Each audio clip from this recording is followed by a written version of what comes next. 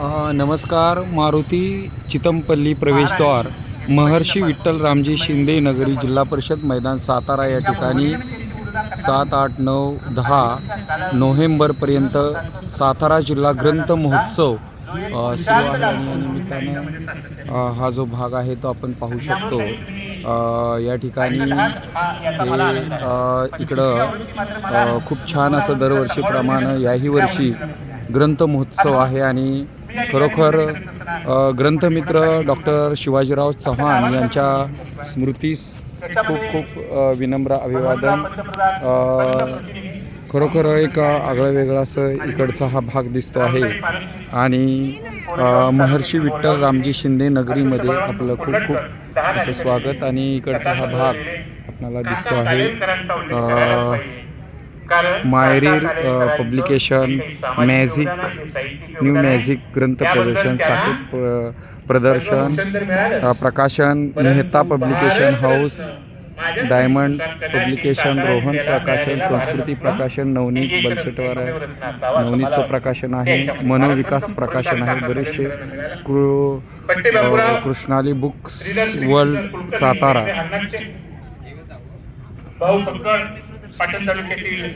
तर एक खरोखर या ठिकाणी आपण वाचन संस्कृतीसाठी जगला तर ग्रंथ मित्र झालात, ग्रंथ महोत्सव फुलविला. आज पुन्हा ग्रंथ मंदिर सजले आहे, आशीर्वादाने द्यावेत अशा पद्धतीचं विनम्र अभिवादन करणारं मन जोडून माणूस पण माणसांमध्ये रुजवण्याचं फार मोठं काम ऐक्याने केलेलं आहे. एक वर्ष मी 1975 साली मी पाटणे सर, तुम्ही ज्या कॉलेजचे प्राचार्य म्हणून होता ग्रंथ महोत्सव आहे आणि या ठिकाणी ग्रंथ महोत्सवामध्ये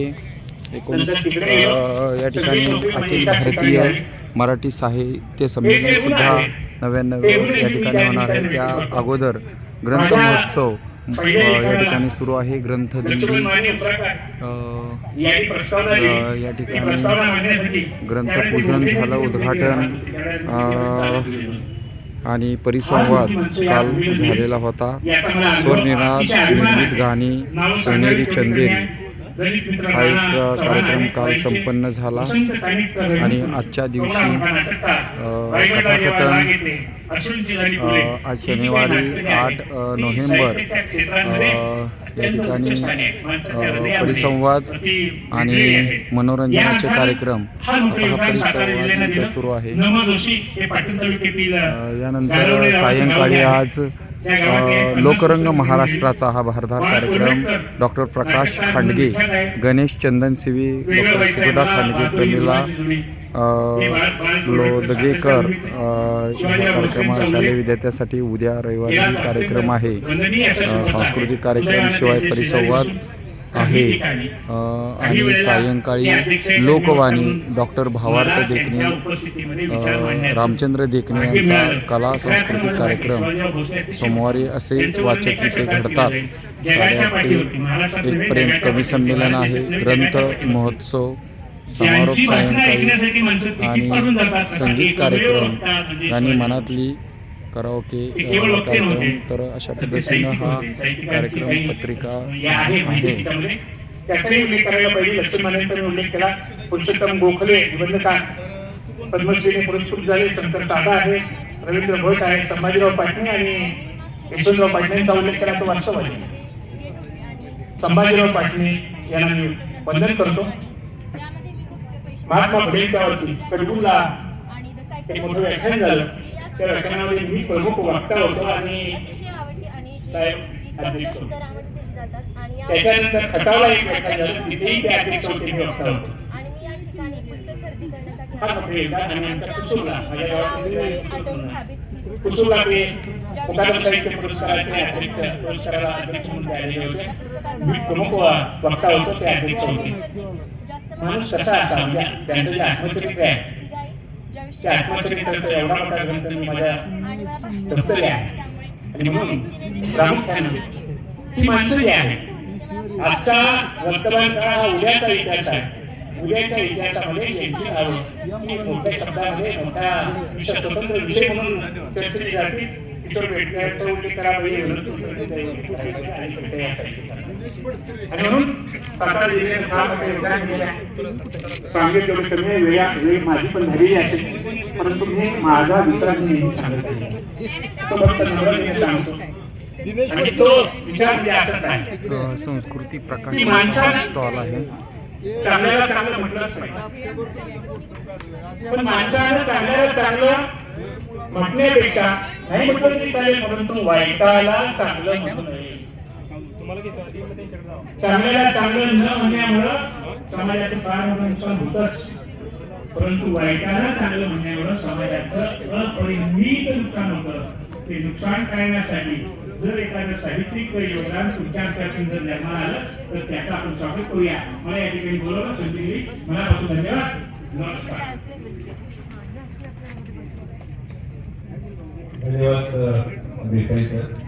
व्याख्यानाच्या सुरुवातीला तुम्ही सगळ्यांनी जर व्याख्यान बारकाईने ऐकलं असेल लक्षात आलं असेल की हा परिसंवाद होता, पण परिसंवादाची सुरुवात आणि त्याची मांडणी जी होती ती एखादी चर्चासत्र असायची.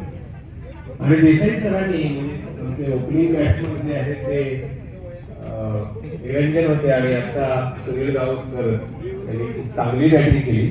त्यांच्या व्याख्यानाकडे जर बारकाईने पाहिलं असेल तर त्यांनी एक सिद्धांत सुरुवातीला मांडला आणि नंतर त्याचा विस्तार केला. तो सिद्धांत असा होता की शिक्षण हे बीज आहे आणि साहित्य लेखन हे त्याला आलेली फुलं आहे, आणि म्हणून या साहित्य लेखनाची फुलांचा विस्तार त्यांनी नंतर केलेला आहे. सगळ्या साहित्यिकांची नावं आहे त्याचे विस्तार, पण त्याच्या अगोदर जो बीजाचा जो भाग आहे ते त्यांनी कर्मवीरापासून महात्मा फुलेंपासून एक समाज प्रबोधनाची परंपरा लोकांना होत नाही, त्याच्यामुळे साहित्य निर्मितीने पूर्ण वातावरण होत नाही. आणि साहित्य निर्मितीला नुसते अर्थ राहत नाही, की ज्याला जर समाज प्रबोधन आणि देशाला नेतृत्व दिलं नाही तर ही एक चांगली मांडणी त्यांच्या विवेचनातून आपल्यापर्यंत पोहोचली. मी त्यांचे खूप खूप आभार मानतो. खूप नवीन नावं त्यांच्याकडून आम्हाला कळली जी साताऱ्याशी संबंधित आहे असं आपल्याला माहिती नसतं. आणखी एक नाव आहे रेवण टिळकांचं. पोळे नातेवाईकांनी चर्च आहे तिथं रेवण टिळक होते आणि लक्ष्मीबाई टिळक त्यांच्या पत्नी आणि बालकटी त्यांच्या कुटुंबामध्ये होते. आणि आपल्याकडे करुणेचा जो विचार आहे तो विचार हे कितीला आहे पुस्तक? ताराबाई मोडकांचं पुस्तक कितीला आहे?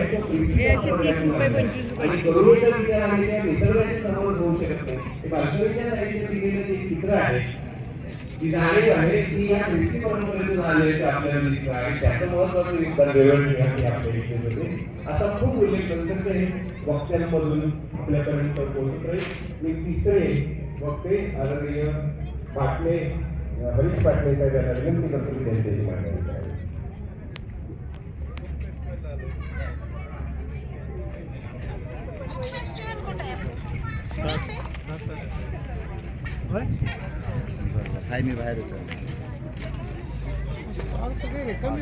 हो आहे बरं, येतील येतील. आता कसं आहे, जरा एक मिनिट.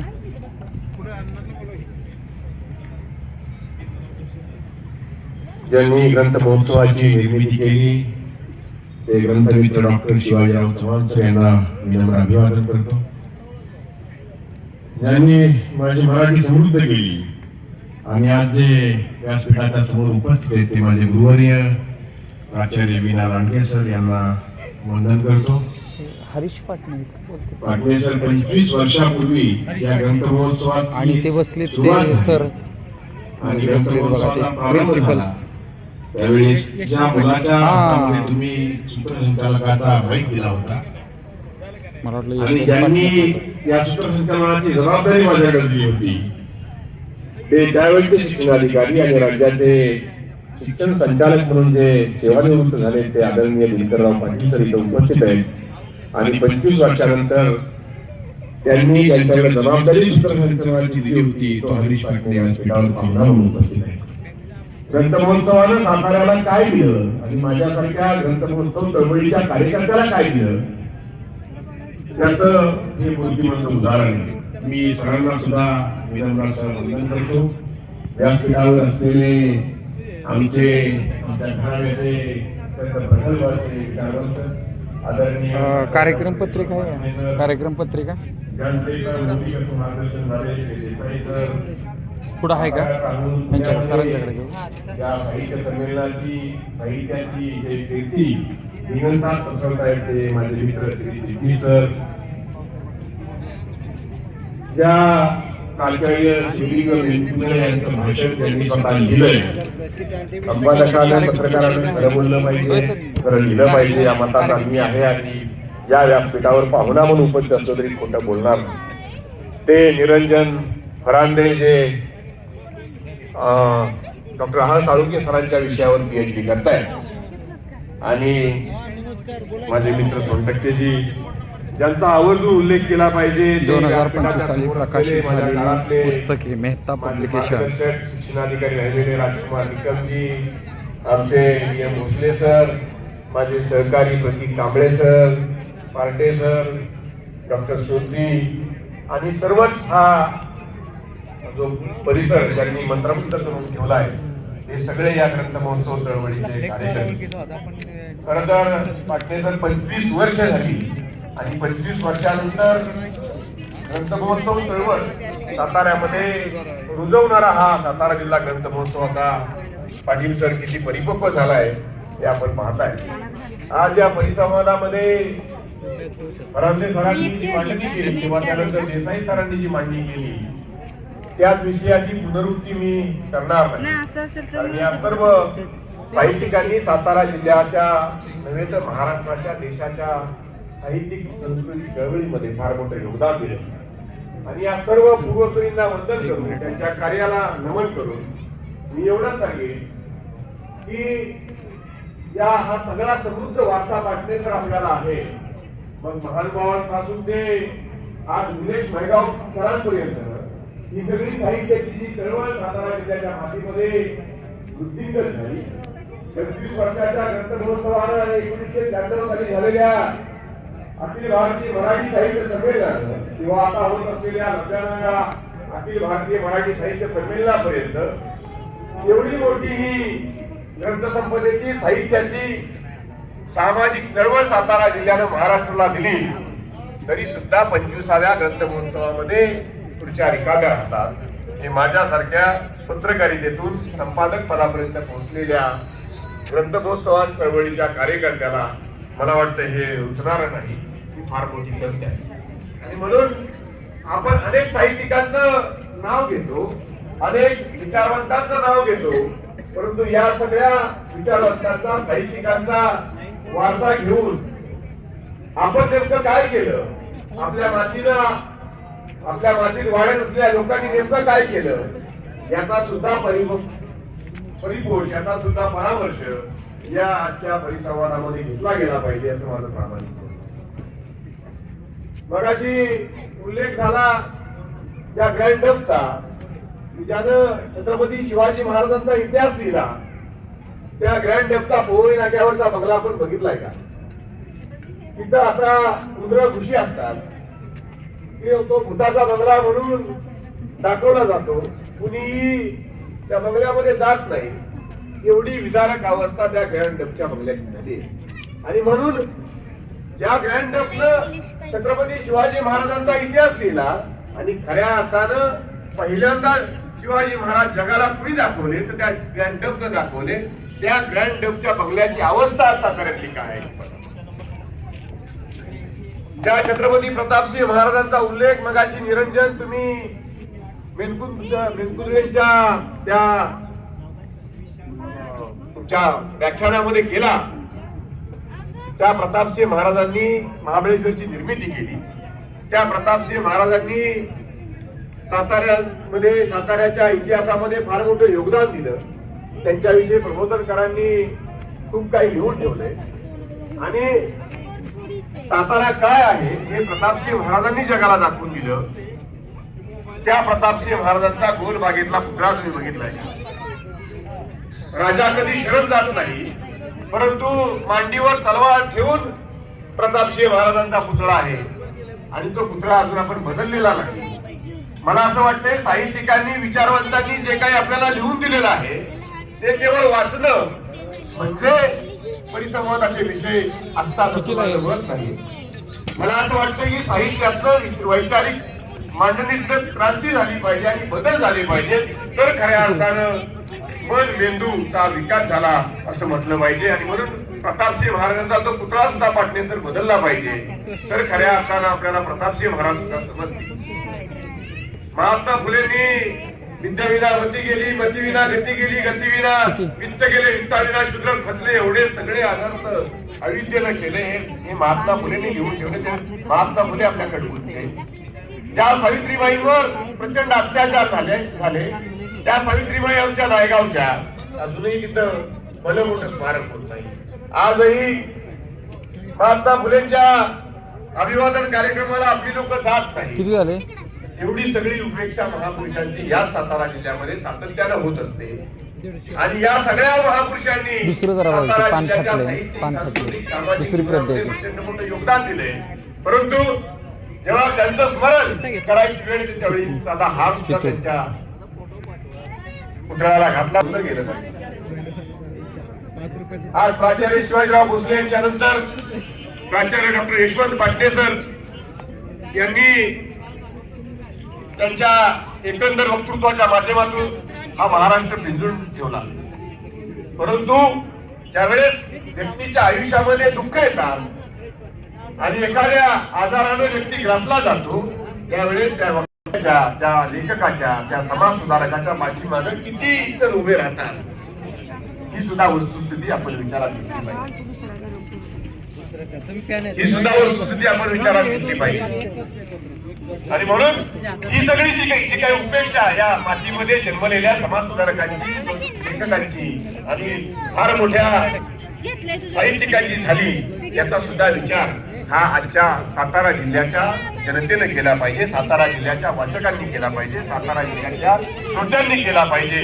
तर खऱ्या अर्थानं अशा परिसंवादांना अर्थ आहे. सातारा जिल्ह्यातल्या साहित्यिकांचं योगदान काय, तर हे योगदान आजच्या नव्या पिढीला माहीत असलंच पाहिजे. परंतु त्या साहित्यिकांची उपेक्षा काय झाली याची सुद्धा नोंद या पिढीचं प्रतिनिधित्व करणाऱ्या सगळ्या आजच्या काळातल्या साहित्यिक कार्यकर्त्यांनी घेतली पाहिजे, हे माझं प्रामाणिक.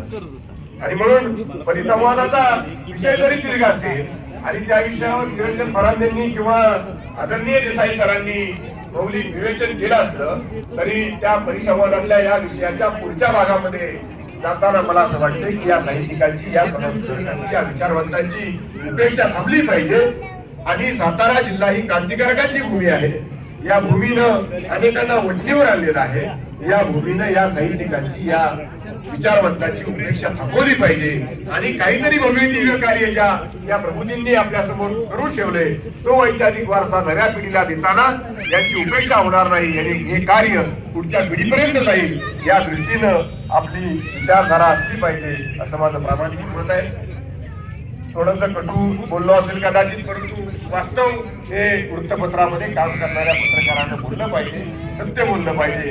आणि म्हणून सत्य असेल ते बोलेल आणि इच्छा असेल ते करेल, हा आगरकरांचा माना ठेवून सातारा जिल्ह्यातल्या सर्वाधिक खपाच्या, सर्वात मोठ्या वृत्तपत्राचा संपादक म्हणून हे मत मांडणं माझं कर्तव्य समजतो. संधी आपण दिल्याबद्दल पुन्हा एकदा धन्यवाद देतो आणि थांबतो. धन्यवाद. धन्यवाद पाटणे साहेब.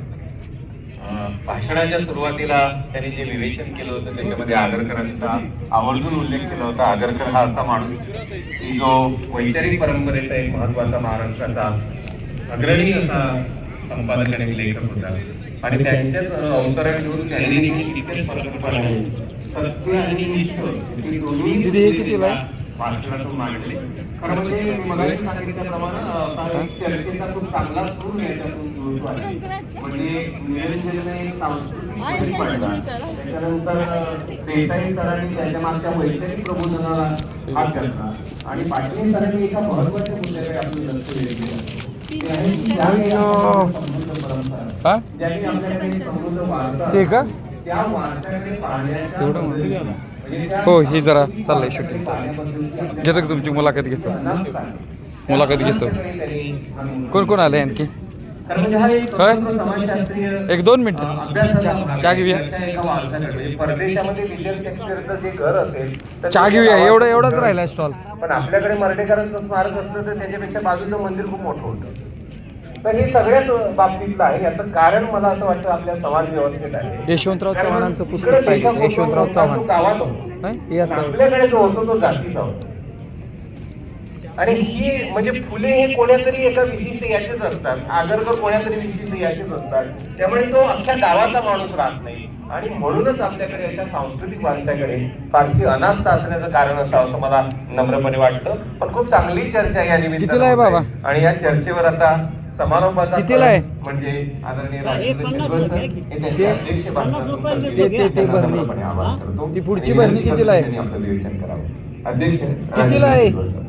150 आणि हे 50 कमी करा की कमी करा. कुठलं देऊ? काय तुम्ही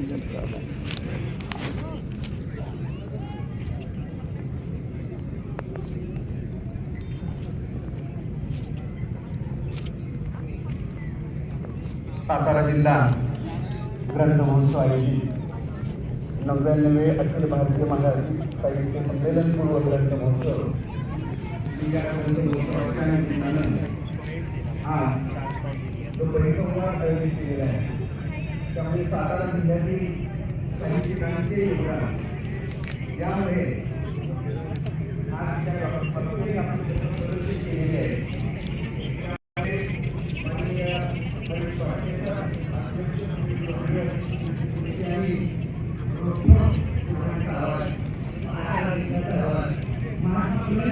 यशवंतराव चव्हाणांचं पुस्तक हा होत आहे. यशवंतराव चव्हाण आहे नाही का?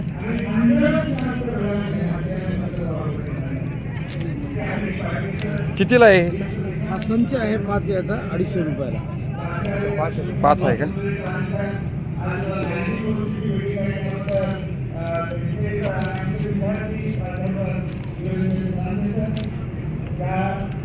मुलांचं भाषणाचं पुस्तक आहे. भाषणाचं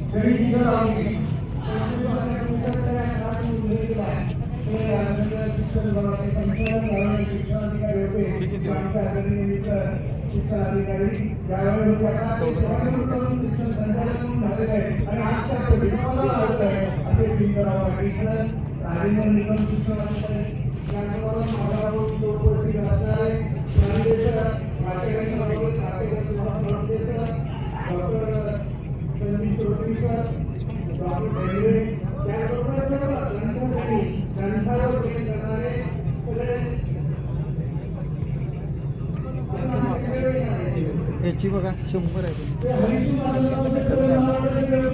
कमी नाही या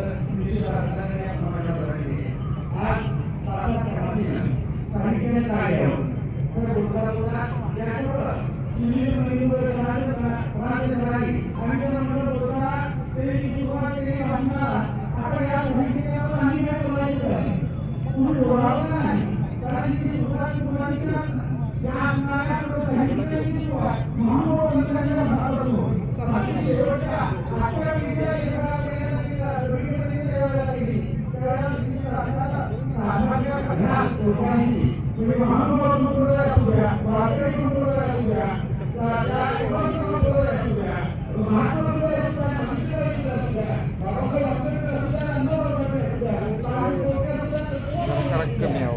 लय होते.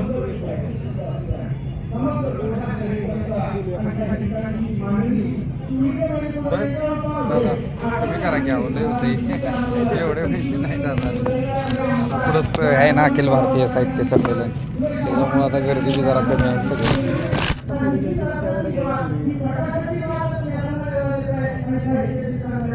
देतो तुम्हाला कमी करून. तेच की बुद्धांचं पुस्तक छान मला वाटलं पण 100 लय वाटतं हो. नाही कमी करतो की.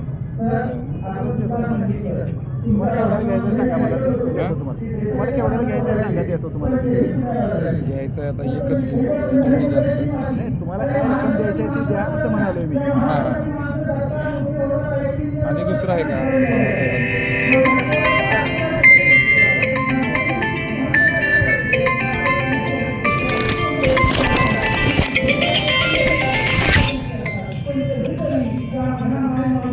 ग्रंथ महोत्सवाच्या इथं या जेडपीच्या मैदानावर. कुठं आहे अजून घरात? चांगला आहे कार्यक्रम बघायचा.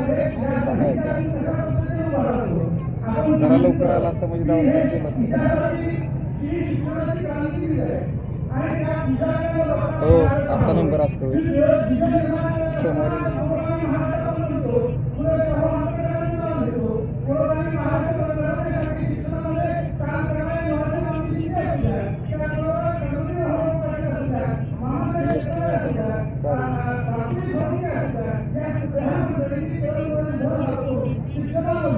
किती होते? हा सवलत वजा करून 320 होत्या. सवलत वजा करून 25% लावल्या सवलत त्याच्यावर.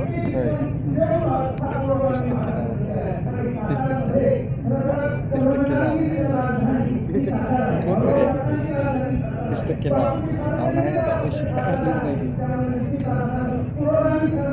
अजून आहे का एखाद्या भाषणाचं पुस्तक?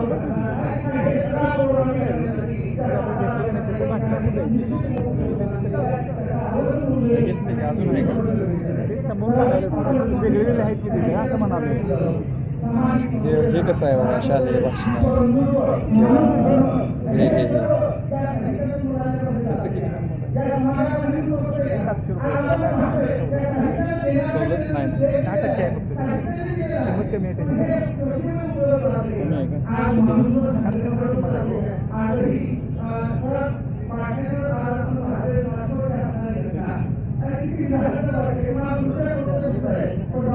बरोबर आहे का? बालवा माहिती आहे का? आहे का कुठे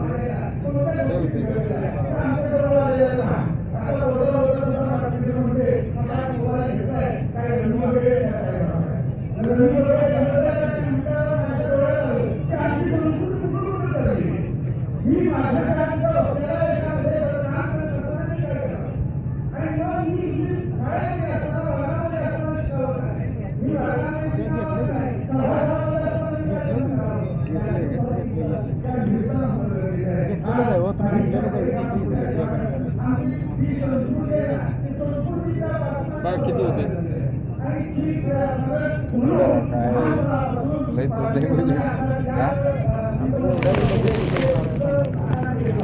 काय पुस्तक घेतलं 500 दाखवू का तुम्हाला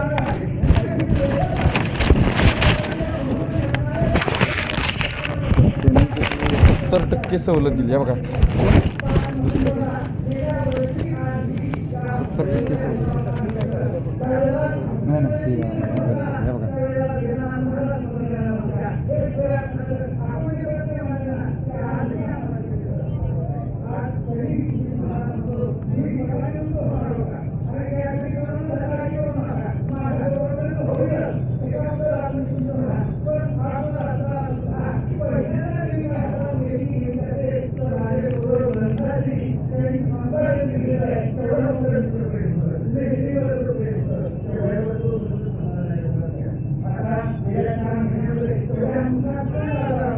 Thank you.